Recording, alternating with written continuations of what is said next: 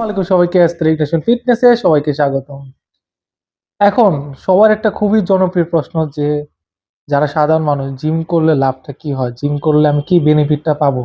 এখন আমি আজকে এটা সহজভাবে আনসার দিব যে আমাদের জিমে প্রায় ৫৫ থেকে ৬৫ বছরের কয়েকজন মানুষ আছে।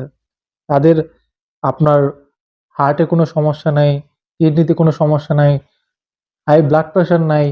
আরো অনেক বয়স হওয়ার পর যা অসুখ হওয়ার কথা তাদের কোনো ধরনের সমস্যা নাই। তাদের স্ট্রেংথ লেভেল কিন্তু অনেক বেশি। যেটা কল্পনা করা যায় না, যেটা ইয়াং মানুষেরাও ওদের সাথে পারে না।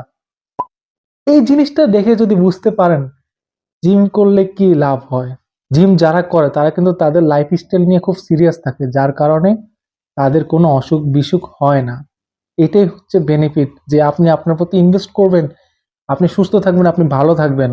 জিম করা মানে এই না যে আপনার বডি বানাইতে হইব। জিম করতে এসে অনেকে কিন্তু ডিপ্রেশন মুক্ত হয়ে গেছে, তার চেহারা সুন্দর হয়ে গেছে, তার ফিগারটা অনেক সুন্দর হয়েছে।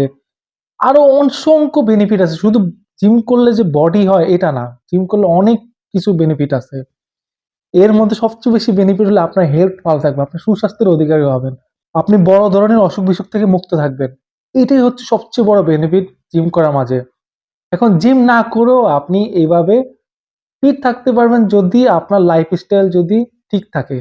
এখন কথা হচ্ছে যে যারা জিম করে তাদের একটা বেনিফিট হচ্ছে কি, তারা জিমের মধ্যে অন্যান্য মেম্বার দেখে তাদের দেখে ইন্সপায়ার হয়, যার কারণে কিন্তু তারা একটা নির্দিষ্ট লাইফস্টাইলে চলে আসে।